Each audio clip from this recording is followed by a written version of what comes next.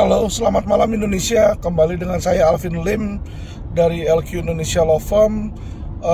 Hari ini saya ingin membicarakan tentang oknum kejaksaan, teman-teman. Jadi kalau sebelumnya kita punya judul Polda Sarang Mafia, ya kita tahu sendiri sejak saya kumandangkan hal tersebut dari sekitar 1-2 tahun yang lalu, sudah banyak terjadi perbaikan di tubuh Polri, teman-teman. Ya, tidak dapat kita ingkari bahwa akhirnya masyarakat mengetahui bahwa banyak oknum-oknum di Polri, teman-teman. Dan hal ini memicu hal yang baik. Kenapa? Sehingga Polri jadi tahu, Kapolri jadi tahu, dan Kapolri jadi membenahi institusinya, teman-teman. Nah, kali ini ya Quotient TV akan menampilkan dan memberikan bukti-bukti nyata dan bukti-bukti real, yaitu kejaksaan sarang mafia, ya. Jadi jangan dilihat kejaksaan dari gedungnya yang indah, gedung yang cantik, teman-teman, ya. Isinya tuh sampah, isinya tuh kotoran. Pimpinan-pimpinannya banyak yang jorok-jorok dan pimpinannya banyak yang koruptif, teman-teman, ya. Stay with me. Saya akan jelaskan satu persatu, teman-teman. Video ini adalah serial pertama dari banyak video yang akan menyusul, teman-teman, ya. Jadi Quotient TV sudah memutuskan untuk membongkar seluruh bukti-bukti yang kami punya, ya, untuk memberitahukan kepada masyarakat bahwa oknum Adiaksa, ya, bahwa institusi Adiaksa itu banyak oknumnya, teman-teman, dan mengerikan. Nggak kalah ngeri sama Fedy Sambo, teman-teman. Nggak kalah ngeri, tidak kalah mengerikan, ya. Nah, kali ini saya mau buka dulu tentang oknum Jakarta Selatan. Teman-teman tahu bahwa saya ada kasus yang katanya kasus di Jakarta Selatan, teman-teman, ya. Selama ini saya nggak pernah mendiskreditkan kejaksaan. Kenapa? Karena saya pikir tadinya bahwa kejaksaan itu lebih baik dari kepolisian, teman-teman. Tapi teman-teman ternyata tidak, teman-teman. Ternyata tidak. Ternyata yang terlihat dari luar kelihatannya baik itu hanyalah pencitraan, teman-teman. Dalamnya busuk dan sampah, teman-teman, ya. Oke, itu opini dari saya pribadi. Teman-teman boleh setuju, boleh tidak, ya.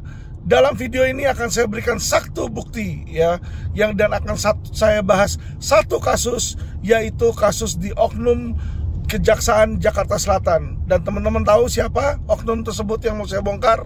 Pertama adalah jaksa yang menyidangkan saya, teman-teman, yaitu Jaksa Sru Astuti. Jadi ini jaksa dulunya adalah jaksa Jamdatun, teman-teman, ya. Jadi dia dikasih tugas kasus atensi, yaitu untuk mempidanakan Alvin Lim, teman-teman, ya. Saya ketemu dengan beliau beberapa kali, saya udah jelaskan beberapa kali. Saya bilang sama dia, ini gimana, Bu, masa dibilang pemalsuan? Kalau pemalsuan nggak mungkin dong, Bu, pemalsuan. Karena pemalsuan itu harus ada, ya, surat aslinya dan surat palsunya. Sedangkan ini mana surat aslinya, ini mana yang dipalsukan?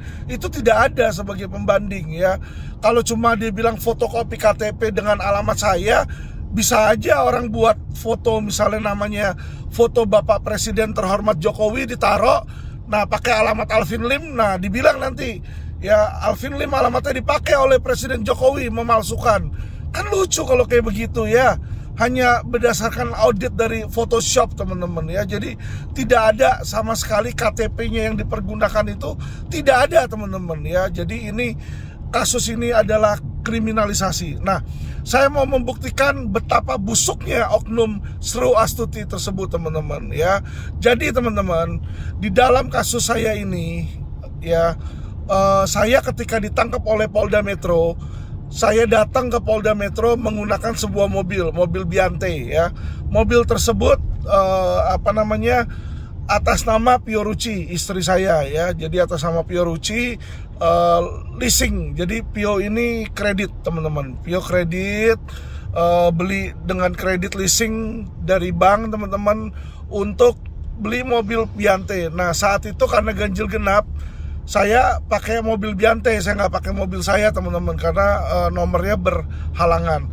Nah, dianggap mobil itu karena saya pergunakan, dianggap sebagai alat bukti. Semestinya nggak bisa, teman-teman, ya, ditahan mobil tersebut. Karena kenapa? Mobil itu bukan alat kejahatan yang nggak tersangkut paut, ya. Tetapi inilah, teman-teman, oknum kepolisian, oknum kejaksaan biasanya apapun yang mereka bisa sita, mau ada duit, ada kendaraan ya, mereka akan sita teman-teman ya. Nah, apa yang terjadi? Jadi ketika dalam persidangan ini yang lama bertahun-tahun teman-teman, nah si leasing tersebut, dia mengerahkan seseorang yang bernama Hadi. Nah, Hadi ini melakukan pendekatan teman-teman ke kejaksaan, dan dia bicara dengan Sru teman-teman ya. Dia bicara dengan Sru, dan Sru ini adalah jaksanya teman-teman, jaksa penuntut. Nah, Sru ini meminta puluhan juta rupiah dari Hadi untuk supaya mobil itu bisa dipinjam pakai teman-teman. Jadi jaksa ini mengajukan ke pengadilan untuk pinjam pakai. Nah, Sru minta puluhan juta. Nah, si Hadi ini ya kan bilang ke Pio, udah kamu bisa tebus lagi tuh mobil, nanti udah dipinjam pakai bisa dipakai. Dan dan si Hadi bilang kita harus membayar sebuah biaya ya. Saya tidak tahu waktu itu bahwa biaya tersebut adalah untuk nyogok dari Sru ya, untuk menyogok si Sru nih, karena si Pak Hadi itu hanya bilang bahwa itu hanyalah untuk biaya untuk mengurus pinjam pakai di situ ya. Nah, alhasil ternyata itu biaya untuk sogok, dan si jaksa Sru ini mengajukan, sempat ditolak teman-teman oleh hakim pengadilan negeri ya yang waktu itu Asyadi teman-teman. Sehingga setelah itu hakim tersebut diganti teman-teman ya. Namun uang tersebut hilang, uangnya si Hadi itu pengakuannya adalah hilang, sehingga Hadi nggak mau mengganti uang dari Pio Ruci. Inti perkara di sini adalah saya akan menyetel rekaman, di mana rekaman ini adalah antara Hadi, seorang pihak leasing, dengan pembicara dengan saya, di mana Hadi itu menyatakan bahwa dia dimintain uang puluhan juta rupiah di situ teman-teman untuk oleh Sru teman-teman, dan si Sru ini untuk pinjam pakai. Oke, kita dengarkan teman-teman ya rekamannya, biar supaya ini tidak menjadi supaya tidak dianggap sebagai fitnah teman-teman. Ini rekamannya teman-teman. Halo, siang Pak. Ya. Aku nanya, gimana, udah ada perkembangan baru belum Pak? Yang mana tuh? Buat mobil yang diantar itu kan Bapak masih kurang bayar ke kita, makanya yang waktu itu Bapak balikin. Tapi kan ada kekurangan, maksudnya udah ada perkembangan belum? Apakah mobil udah keluar? Atau udah dibalikin sisanya? Sama sekali.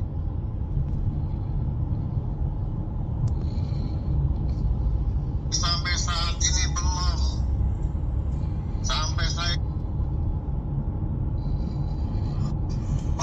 sekali sampai saat ini belum. Sampai saya nyebut diesel yang 5 juta juga belum dikembaliin. Tunggu terus. Sampai sekarang masuk ke situ yang susah. Nggak boleh ada peraturan. Sama ibunya itu. Makanya saya bingung. Jadi sekarang begini, Pak. Bisa ya udah balikin aja kan, gitu. Uang Bapak dibalikin. Makanya itu saya juga nggak mau rugi, ya kan? Kenapa nggak bisa? Nggak bisa, ya kan begitu. Maksudnya kan gitu. Ya nggak. Saya juga udah agak sedikit sewot, ya kan? Sampai saya bilang, ya kan? Bukan karena saya takut, saya bilang. Itu kalau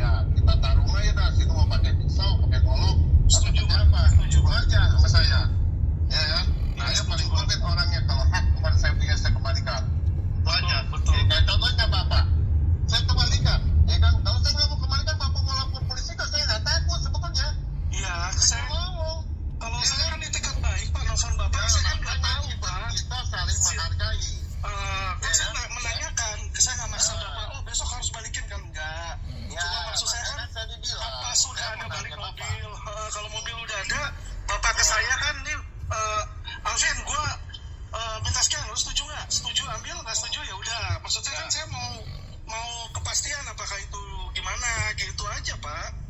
Makanya saya nanya Bapak juga kan baik-baik ini nggak marah-marah. Nggak ada masalah Pak. Cuma kan saya bingung Pak. Saya bingung udah berbulan-bulan soalnya, makanya saya nanya Bapak. Kalau baru sehari 2 hari, seminggu 2 minggu mas, kan saya udah sebulanan lebih nih Pak nelfon Bapak. Ya bener emang, ya urusannya emang udah bener, cuman saya juga capek sama dia. Makanya saya bilang Bapak nanti kirimin WA saya. Siap, saya kasih. Nanti saya meluncur ke sana, nanti perkembangannya saya kabarin lagi. Ya? Siap Pak. Ya, oke. Ya, makasih. Oke, teman-teman tadi sudah dengar sendiri ya perkataan dari Hadi ya, di mana Hadi menyatakan sudah memberikan sejumlah uang dan untuk diberikan ke Sru. Dia sebut 2 kali, 2 kali teman-teman dia sebut nama Sru ya. Saya jelaskan, Sru yang dimaksud adalah Sru Astuti teman-teman. Jadi Sru Astuti itu menjanjikan kepada Hadi bisa dilakukan pinjam pakai. Ya namanya mobil tersebut karena belum lunas teman-teman. Mobil itu kan kredit ya, dibeli oleh Fiorucci belum lunas, nyicil ya. Nah karena disita sama polisi, tentu saja pemiliknya masih milik leasing. Tentu saja leasing mengirimkan orang dong untuk menanyakan perihalnya, mobil ini tersangkut nggak sama pidana, dan katanya oh nggak tersangkut, bisa dikeluarin dengan cara pinjem pakai dari kejaksaan. Jadi Sru menawarkan modus teman-teman, modus pinjam pakai ya. Jadi lu kasih duit kata si Sru, sekian puluh juta teman-teman ya. Jadi dia peras lah, si Sru peras lah ini Hadi ya. Yang mana Hadi ini adalah orang leasing teman-teman ya. Mungkin teman-teman tahu lah orang leasing bagian collection ya teman-teman ya. Ya makanya cara ngomongnya tadi si Hadi ini agak sedikit kayak jagoan lah kalau teman-teman lihat, karena memang beliau jagoan di Mangga Besar teman-teman ya. Jadi kalau ada mobil-mobil macet, mata elang itu di bawahnya beliau teman-teman ya. Jadi makanya dia bilang kalau setoran saya gini. Jadi dia memang udah biasa, dia juga bilang kan setoran ke Kapolsek lah, ke Babinsa lah, ono ini. Nah dan jadi dia udah tahu bahwa ini adalah hal biasa diperes nih oleh oknum kejaksaan. Untuk apa? Untuk supaya mobil itu bisa keluar teman-teman ya. Karena dia dapat tugas oleh leasing untuk mengamankan dong mobilnya. Karena kalau mobilnya disita sama polisi, apalagi nanti diambil sama negara kan repot. Padahal kan itu mobil adalah milik leasing teman-teman ya. Jadi ceritanya ini tentu si Hadi ini dapat kuasa dari leasing untuk mengamankan mobil tersebut. Ketika dia datang ke kejaksaan ketemu Sru mintalah sejumlah uang teman-teman ya, puluhan juta teman-teman di situ. Nah si Hadi ini datang ke kami bilang, Pak Alvin mau nggak tebus mobilnya gitu loh. Tebus saya bayar ke leasing. Oke, biaya apa nih? Biaya penarikan kata dia. Jadi saya pikir oke, biaya penarikan narik ke dia nih ya kan di situ. Nah ketika saya tagih, mana mobilnya, kan saya udah bayar. Jadi saya bayar ke si Hadi ini ya, berapa kalau nggak salah waktu itu 80 juta atau berapa ya, untuk biaya penarikan sama yang nunggak teman-teman ya. Jadi kan sempat mandek tuh di situ, sempat mandek karena saya awal-awal di penjara kan nggak bisa dibesuk teman-teman ya.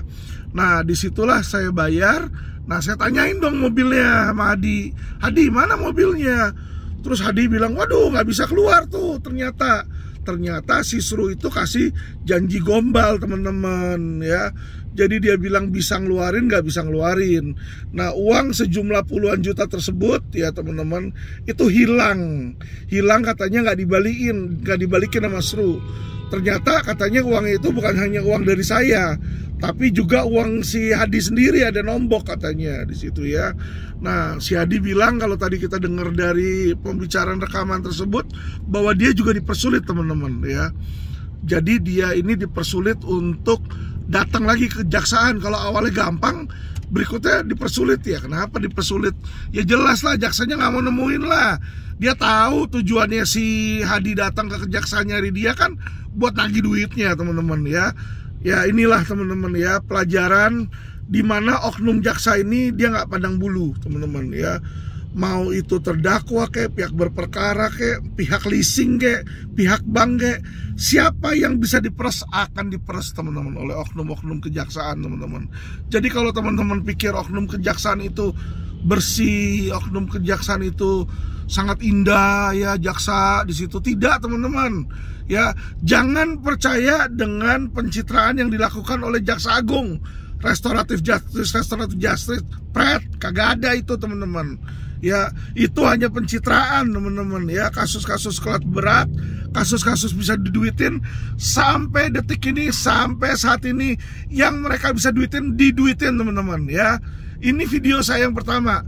Teman-teman nanti akan menyusul video-video berikutnya. Saya bongkar bukan hanya Jakarta Selatan teman-teman ya. Next saya akan bongkar Jakarta Barat dan Kejaksaan Agung teman-teman ya. Kami ada rekaman-rekaman masih banyak, jadi teman-teman gak usah khawatir. Ya, nggak usah khawatir di situ. Jadi saya akan bisa buktikan tesis saya, opini saya bahwa kejaksaan adalah sarang mafia teman-teman ya. Dari jaksanya teman-teman sampai jenderal berbintang itu semua brengsek ya. Sampai jenderal berbintang itu semuanya koruptif. Ya, dari bawahan sampai jenderal berbintangnya itu semua adalah sampah, banyak oknum teman-teman ya. Dimana oknum itu memeras, mengkriminalisasi dan koruptif teman-teman. Ya, mereka memperkaya diri mereka sendiri teman-teman. Memperkaya diri mereka sendiri ya. Nanti saya akan buktikan teman-teman. Ya, camkan kata-kata saya. Ini hari ini yang saya bongkar adalah jaksa yang menyidangkan saya nih teman-teman ya. Jadi jangan dipikir jaksa yang menyidangkan itu suci teman-teman. Kagak teman-teman. Duitnya itu hasil meras. Dia belum lama beli mobil baru Honda ya. Honda yang dibeli dari ketika nanganin kasus teman-teman. Itu hasil uang haram teman-teman. Ya ini tadi uang hasil memeras-meras orang teman-teman ya. Jadi saya kasih tahu ke teman-teman di situ ya, bagaimana kita tuh jangan mudah terpercaya, apalagi dengan buayan atau pencitraan dari kejaksaan teman-teman. Wah, nangkap penjahat di situ kan. Ya itu yang kamu tahu. Ya, misalnya dia nangkap penjahat, ada barang, ada uang sitaannya 100 miliar, diambil 70 miliar ya untuk bagi-bagi mereka, 30 miliar yang anggap disita buat negara. Kan bisa aja teman-teman ya. Nanti Alvin akan buktikan teman-teman. Saya akan buktikan ya permainan-permainan koruptifnya oknum-oknum ya. Jadi kalau di kepolisian ada Ferdi Sambo teman-teman, saya akan tunjukkan di teman-teman nih Ferdi Sambonya versi kejaksaan nanti teman-teman ya. Itu sampai jenderal berbintang teman-teman. Sampai jenderal berbintang sama ya, minimal tuh bintang 2 saya ada boroknya teman-teman. Saya ada boroknya, saya ada buktinya teman-teman. Saya akan buktikan teman-teman, saya akan buktikan perkataan saya. Jadi jangan kita pikir Adiaksa itu bersih teman-teman. Adiaksa adalah sarang mafia hukum, sarang mafia peradilan teman-teman. Di mana banyak masyarakat tidak memperoleh keadilan, di mana banyak masyarakat juga di sana teman-teman ya yang dikriminalisasi. Teman-teman, saya juga membaca berita di sini bahwa kemarin setelah kasus Ferdi Sambo itu naik ya teman-teman ya. Nah, sekarang tiba-tiba dipertanyakan tentang kasasi nih teman-teman. Jadi dari kejaksaan ini bilang bahwa mereka sudah meminta keadilan, dibilang memberikan keadilan kepada Laskar FPI ya. Itu kalau menurut saya jauh teman-teman dari Laskar, dari keadilan. Kenapa? 2 terduga pelaku aja cuma dituntut 6 tahun ya. Cuma dituntut 6 tahun. Coba teman-teman bayangin ya kan, dalam kasus Alvin Lim pemalsuan ya, saya nih yang dianggap memalsukan ya, yang mengakibatkan kerugian terhadap Meli nih ya. Meli dianggap merugikan Allianz 6 juta perak teman-teman. Saya dituntut 6 tahun. 6 tahun untuk 6 juta perak. Apakah nyawa Laskar FPI 6 orang itu hanya berharga 6 juta juga? Kok sama tuntutannya cuma 6 tahun di situ? Ringan sekali. Padahal ancamannya teman-teman adalah ancaman pasal 340, pembunuhan berencana adalah seumur hidup bahkan hukuman mati. Seharusnya seumur hidup atau hukuman mati. Ini cuma 6 tahun teman-teman. Jadi coba nanti lihat ya teman-teman ya. Kemungkinan besar tuntutan Ferdy Sambo nggak akan jauh dari sini. Jadi bagi teman-teman, bagi keluarga Brigadir J, masyarakat yang mengharapkan keadilan dari Brigadir J, jika nanti berharap bahwa kejaksaan akan memberikan kalian keadilan, aduh jangan mimpilah. Kejaksaan itu nggak akan memberikan keadilan teman-teman. Ya, cuma lambangnya aja pedang. Tapi pedang mereka buat apa? Buat malak teman-teman. Buat malak. Buat mengkriminalisasi, buat cari keuntungan sendiri, ya, buat meres orang kayak tadi, kayak Pak Hadi itu diperes. Lo mau mobilnya pinjam pakai, woi duit bos, duit, kasih saya duit di situ ya. Jadi masa ini lama sekali kok KMA ini dari bulan Maret sampai sekarang Agustus 5 bulan kagak dilempar-lempar ke ke Mahkamah Agung. Kan lucu di situ ya teman-teman ya. Vonisnya juga cuma 6 tahun. Ya iyalah, dagelan teman-teman. Ya terus apa? Putusan hakim bebas. Ya inilah. Jadi teman-teman ya, kalau Ferdy Sambo mengakui dia membunuh berencana, ya, FPI yang benar-benar dibunuh itu cuma dituntut 6 tahun, ya inilah nanti dagelannya terjadi. Versinya kalau menurut saya nanti kurang lebih sama teman-teman ya. Karena kenapa teman-teman, kejaksaan itu open for money, open ya. Jadi saya kasih tahu teman-teman, modus-modus kejaksaan itu satu adalah dia bisa jual beli tuntutan teman-teman, jual beli tuntutan ya. Kayak saya nggak mau nyogok, tuntut maksimal 6 tahun. Tapi kalau saya mau sogok, mau bayar, oh ya udahlah tuntut 2 tahun aja di situ. Itu bisa teman-teman, bisa ya. Jadi itu yang pertama, modus mereka jual beli tuntutan. Kedua adalah barang sitaan teman-teman. Jadi barang sitaan mau dibalikin nih, duit dulu sini, nanti bisa pinjam pakai. Ketiga, penahanan, ya kan? Anda ditahan, ayo mau ditangguhkan penahanannya, bayar, cien sini, saya tangguhkan di situ. Nah inilah jadi bancakan teman-teman ya. Inilah yang menjadi alat dagangnya si kejaksaan teman-teman. Sehingga nanti orang yang benar sekalipun, kalau misalnya lawannya bayar, akan dijeblosin teman-teman. Ini yang terjadi sama saya ini seperti ini. Karena lawan bayar ke kejaksaan ya, makanya kita nggak heran teman-teman. Kasus 6 juta perak, negara tuh udah habis 100-an juta loh. Saya disidangkan itu udah puluhan kali. Sekali sidang aja biayanya berapa itu teman-teman ya. Jadi kalau dibilang kerugian 6 juta, biaya negara menyidangkan kasus saya ini udah ratusan juta teman-teman. Ya, tekor istilahnya. Cuma nggak peduli, karena kenapa? Menguntungkan bagi oknum-oknum tertentu teman-teman. Nah ini yang harus kita benahi ya. Saya minta teman-teman untuk bersatu ya, melawan kejaksaan. Ya kenapa? Karena kejaksaan ini banyak oknum teman-teman yang harus dibenahi. Dan menurut saya ya kan dari bawah sampai Jaksa Agung itu terlibat. Kenapa? Di dalam pemerintahan Jaksa Agung Burhanuddin itu gedung bundar bisa kebakar. Emangnya bisa kebakar sendiri? Karena tukang? Nggak mungkin teman-teman, karena tukang. Aduh ilah. Kalau anak kecil lo bohongin bisa. Ya sama kayak Brigadir J, wah melecehkan di situ. Ya dia bunuh, dia menembak, habis itu ditembak balik. Tembakannya nggak ada yang kena di situ. Ya itu hanya anak kecil. Ya kalau saya boleh pinjam istilahnya Ibu Irma Huta Barat, hanya kera yang percaya teman-teman.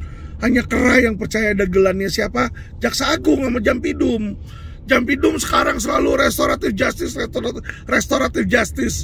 Lalu restoratif justice 6 juta perak aja lu naikin kayak apa? Kriminal kelas kakap, ya kan, turunin 11 jaksa. Yang dimana 11-11-nya oknum-oknum dia turunin kayak begitu. Ya kan teman-teman ya. Jadi teman-teman ya, kalau di kasus-kasus yang ada duitnya kayak Indosuria itu susah teman-teman, P21-nya tuh susah. Tapi kalau kriminalisasi dia dibayar orang untuk mengkriminalisasi, cepat itu naik ya. Jadi kayak kasus Alvin Lim itu cepat naik teman-teman. Hari ini baru periksa saksi, hari ini juga langsung ada keluar tuntutan. Itu hebat teman-teman. Itu oknum kejaksaan itu hebat. Ya saya bilang teman-teman, di mana-mana tuntutan itu harusnya direncanakan dulu, dimusyawarahkan dulu. Ada yang namanya rentut. Namanya rentut itu apa? Rencana penuntutan. Ya, jadi orang dikasih kesempatan dulu untuk mengajukan saksi. Nanti keterangan saksi itu dimasukkan teman-teman di dalam apa? Di dalam tuntutannya dia dimasukin. Ini kagak teman-teman. Dia nggak mau peduli adanya saksi meringankan. Pokoknya tuntut langsung di situ. Nah inilah makanya saya bilang kriminalisasi ini seperti ini teman-teman ya. Jadi teman-teman masyarakat sekalian, saya minta teman-teman waspada. Hari ini saya berikan bukti bobroknya Kejaksaan Negeri Jakarta Selatan ya. Nanti berikutnya akan saya bongkar ke teman-teman tentang bobroknya Kejaksaan Negeri Jakarta Barat dan Kejaksaan Agung teman-teman ya. Jadi jangan dipikir hanya kelas polsek ya, kalau Kejaksaan Negeri itu kelasnya polsek. Enggak teman-teman, sampai kelasnya Mabes, yaitu di Kejaksaan Agung pun itu jenderal-jenderal berbintangnya teman-teman. Itu sundu, sangat sendu teman-teman, senang duit ya. Jadi pada sendu-sendu itu pokoknya jaksa-jaksa itu senang duit teman-teman. Kalau dia bisa tahu kasus mana yang wah kasus ini banyak duitnya, wah kasus itu nggak ada duit, yang ada duitnya cepat teman-teman di situ ya.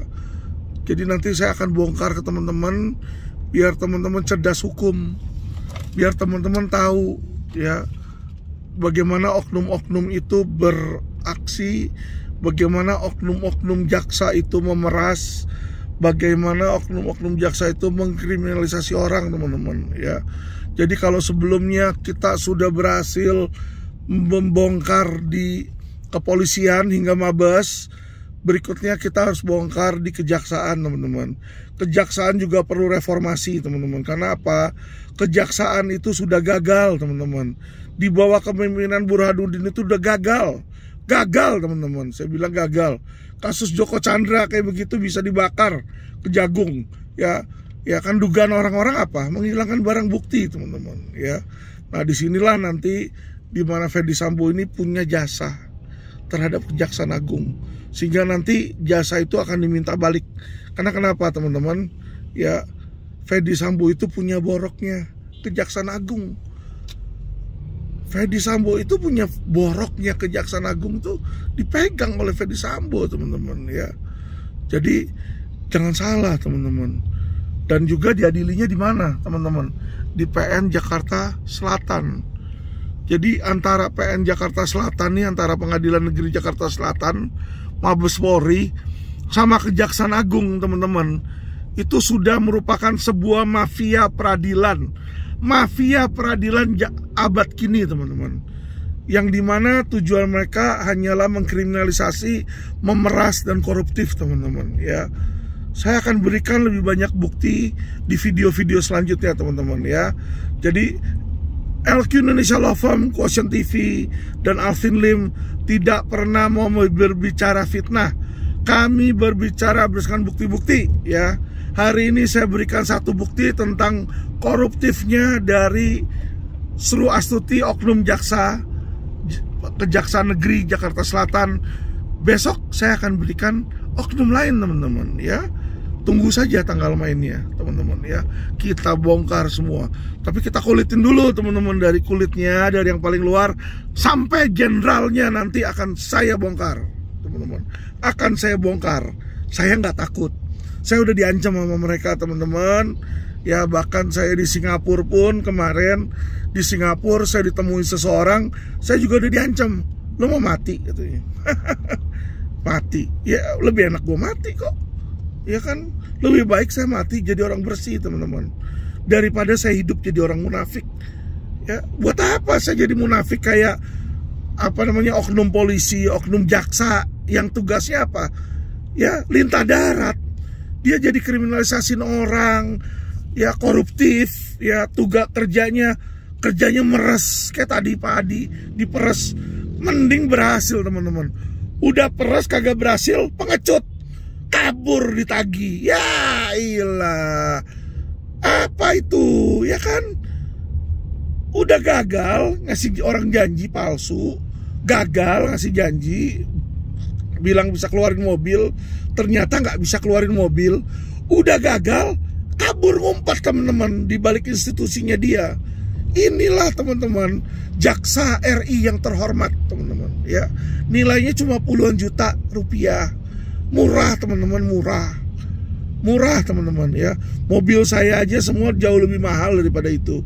Makanya teman-teman kita nggak heran ya, jaksa Kesru bisa beli mobil mewah, bisa beli mobil Honda baru di situ teman-teman ya. Jaksa Agung, jaksa Jampidum, jaksa-jaksa itu wah hidupnya bisa mewah, dia punya barang juga ya teman-teman. Kenapa? Bukan dari gajinya teman-teman ya. Jadi mereka ini yang kejaksaan ini, petinggi-petinggi kejaksaan yang hidupnya mewah ini teman-teman, karena kaya korup teman-teman, kaya karena korup ya, banyak oknum teman-teman. Jadi kejaksaan yang teman-teman lihat indah itu isinya sampah, isinya kotoran, isinya sangat bau dan jorok teman-teman ya, yang butuh untuk dibersihkan, teman-teman ya. Ini saya cerita aja nih tentang apa namanya rekaman ini ya kan. Saya masih banyak rekaman lain teman-teman, bukan cuma kejaksaan, bukan cuma oknum jaksanya, kasipidumnya, kajarinya teman-teman, aspidumnya, bahkan sampai ses jampidum itu semua teman-teman kotor bau teman-teman. Waduh, ngeri serem ya. Tahap pertama, video pertama adalah jaksa dari Jakarta Selatan teman-teman. Nanti kita lihat, saya kasihkan kepada teman-teman kelas beratnya teman-teman ya. Ferdi Sambo versus versi kejaksaan teman-teman. Ferdi Sambo versus kejaksaan, yaitu oknum jenderal kejaksaan bintang 2 teman-teman. Bintang 2 tapi kerjanya ngambilin duit teman-teman dari kasus ya. Oke teman-teman, jadi be smart, cerdas ya. Jangan mau dibohongin sama ya, sama aparat penegak hukum ya, apalagi yang sering banyak pencitraan teman-teman ya. Kayak Jaksa Agung itu pencitraan restoratif justice. Saya kasih tahu teman-teman ya, Kejaksaan Agung itu ada bagian yang namanya Kasipenkum, Kepala Seksi Penerangan Hukum, Kasipenkum teman-teman ya. Jadi Kasipenkum ini tugasnya pencitraan teman-teman. Satu hari itu dia bisa naikin 9 sampai 10 berita sedang melakukan kegiatan. Wah, jadi yang ditujukan kepada masyarakat media itu adalah apa? Agar menaikkan teman-teman berita-berita bagus ini. Dan mereka ini ngasih duit teman-teman ke media-media. Kenapa saya bisa tahu ya kan? Karena teman-teman saya yang wartawan cerita, Pak, saya dikasih duit sama kejaksaan. Jadi kejaksaan sering ngamplopin mereka teman-teman. Sehingga apa? Berita-berita yang naik bagus tentang kejaksaan itu berita pesanan, iklan teman-teman. Jadi jangan percaya itu yang kelihatan di luarnya. Mau tahu berita sesungguhnya tentang kejaksaan? Tune in di channel Quotient TV ya. Hanya kami yang berani bicara, hanya kami yang berani berikan bukti teman-teman ya. Saya sudah diancam teman-teman. Kemarin terakhir saya baru ke Singapura teman-teman, saya sudah mendapatkan ancaman lagi teman-teman ya kan. Wah, lu banyak bicara nanti lu dibunuh, lu gini bla bla bla bla bla, musuh lu begini, saya bisa suruh aparat begini. Capek kalau kayak begitu ya. Silakan bagi yang mau mengancam ya kan, silakan antri aja di belakang, antri ya. Yang mau laporin polisi silakan antri ya, mau laporin ITE silakan antri ya. Tapi Alvin tidak akan kendor untuk memberitakan kebenaran. Alvin tidak akan kendor untuk mengedukasi masyarakat tentang apa yang sebenarnya terjadi di penegakan hukum.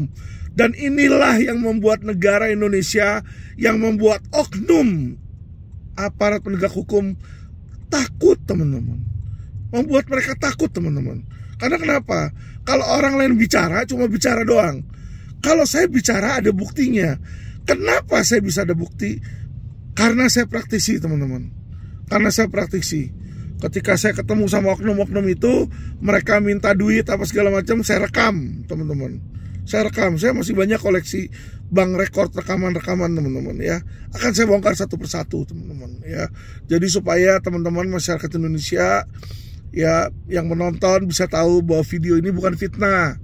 Bahwa video-video yang ditayangkan oleh Quotient TV ini, ya teman-teman, bukan fitnah. Dan kalau ditanya, kenapa sih Alvin kok dinaikin ke media kayak begini kan? Kenapa nggak lapor, teman-teman? Ya, kejaksaan, saya sudah lapor. Saya sudah berikan bukti rekaman. Kemana? Ke Jamwas, teman-teman, ya. Tapi teman-teman, orang bangsat, ya belain sama sesama bangsat. Percuma, teman-teman, jeruk nggak mungkin makan jeruk, ngerti kan? Jadi bagaimana saya mau laporin oknum brengsek ke Jamwas yang juga brengsek, teman-teman, ya. Lah orang ses Jamwasnya juga Jamwasnya pada brengsek kok. Ya sama kayak Kadifropam lah. Kita laporin ke Kadifropam, ternyata Kadifropamnya kan ternyata gembongnya. Emangnya kejaksaan beda, teman-teman? Tidak. Kejaksaan nggak beda. Ya jaksa-jaksa yang ketika dilaporin itu bisa 86 juga, teman-teman.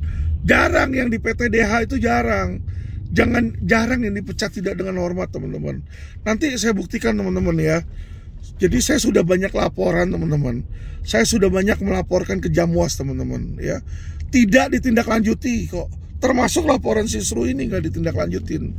Sehingga, teman-teman, isi kejaksaan itu sekarang ini adalah oknum-oknum brengsek, teman-teman. Bau kayak kotoran, ya. Kayak kotoran bau. Dan yang mereka lakukan sama kayak yang dilakukan polisi, tour of duty. Jadi kalau misalnya ada yang ketahuan, ya udah dimutasi aja, dipindah. Ya, dimana tour of duty itu sama aja kayak, sorry ya teman-teman, misalnya teman-teman punya rumah, ya kan, di ruang tamu tuh ada tai anjing, teman-teman. Ada anjing masuk ke rumah teman-teman, terus berak di ruang tamu, ya kan. Terus ketika tamu datang lihat kan, kayak kita ini kan tamu, teman-teman masyarakat kan. Kita datang ke kepolisian, kita datang ke kejaksaan, bertamu. Ketika datang ke kejaksaan, apa yang dilakukan? Kita lihat, ada oknum nih, ada tai anjing nih, ya kan, berak di situ. Kenapa? Kita diperes, teman-teman, dimintain duit berapa puluh juta, berapa ratus juta di situ, ya teman-teman, ya. Nah, setelah kita dimintain duit seperti itu, apa yang terjadi? Kita teriak ke Jamwas, Jamwas, ya kan, yang punya rumah Jaksa Agung, kita teriak, kita bikin laporan aduan, ya kan. Oh, Jaksa Agung atau Jamwasnya, istilahnya nih pemilik rumahnya, teman-teman. Pemilik rumahnya lihat, oh iya, ada tai anjing di ruang tamu gua. Udah dia panggil orang, dia panggil pembantu, Ima, sini Ima, tuh Ima, lu sapu di depan ada tai anjing. Oke, ditaruh di mana nih tuan tai anjingnya? Masukin aja ke dapur biar nggak kelihatan sama tamu. Itu yang dilakuin, kan goblok, ya. Jadi kalau udah tahu ada sampah, ada kotoran di dalam rumah, dan Jaksa Agungnya ini cuma yang dia lakukan cuma pindahin dari ruangan satu ke ruangan yang lain, apakah nggak bego itu? Apakah nggak tetap nanti di tempat yang baru sampah itu nggak akan mengeluarkan bau? Yang namanya sifatnya kotoran kan akan selalu kotor, ya teman-teman, ya. Mau pulang ya? Ya, jadi teman-teman kita jelas tahu ya dengan ya, jadi biar teman-teman tahu bahwa banyak kotoran-kotoran di kejaksaan yang dimana kotoran itu tidak pernah dibersihkan, teman-teman, melainkan cuma dipindahin dari satu tempat ke tempat yang lain. Oke, be smart, teman-teman, ya, agar supaya makin cerdas. Teman-teman yang belum subscribe silahkan subscribe, dan kalau bisa teman-teman bantu perjuangan kami, ya. kami nggak minta duit, nggak minta teman-teman untuk membela saya dalam kasus saya, tidak teman-teman ya. Nggak apa-apa kalau Alvin harus jadi korban di dalam kasus, di dalam upaya saya untuk menegakkan negara ini, saya rela teman-teman di penjara ya teman-teman ya. Tapi saya berharap agar negara Indonesia ini makin bisa sukses dan masyarakatnya bisa cerdas secara hukum, bisa tahu ya mana yang hanya pencitraan, mana pejabat yang benar-benar tulus teman-teman ya. Karena kebanyakan pejabat itu mereka nggak tulus teman-teman, tapi dia fulus ya, cari fulus di situ. Jadi teman-teman yang belum subscribe silahkan subscribe, tolong informasikan ke teman-teman kalian, ke keluarga kalian untuk bantu quotient dan mensubscribe ya, agar subscriber kami bisa bertambah banyak teman-teman, agar makin viral. Karena kekuatan kita hanya bisa kuat dan hanya bisa berhasil teman-teman melawan oknum jika kita viral teman-teman. Ingat, people power is number one teman-teman ya. Jadi teman-teman, kita tegakkan people power, kita bersatu teman-teman. Jangan mau dipecah belah oleh oknum-oknum pemerintah dengan mengatasnamakan cebong dan kampret dan kecoa. Kita ini bukan binatang teman-teman, kita ini manusia yang punya akal dan budi teman-teman ya. Ingat teman-teman, walaupun kalian muslim, walaupun kalian pribumi, saya Alvin Lim cinta sama kalian ya. Karena kalian itu adalah apa? Saudara saya, keluarga saya ya. Saya lahir di Indonesia, saya akan berikan nyawa saya agar Indonesia bisa maju, Indonesia bisa berkembang teman-teman ya. Oke teman-teman, terima kasih, salam cerdas hukum.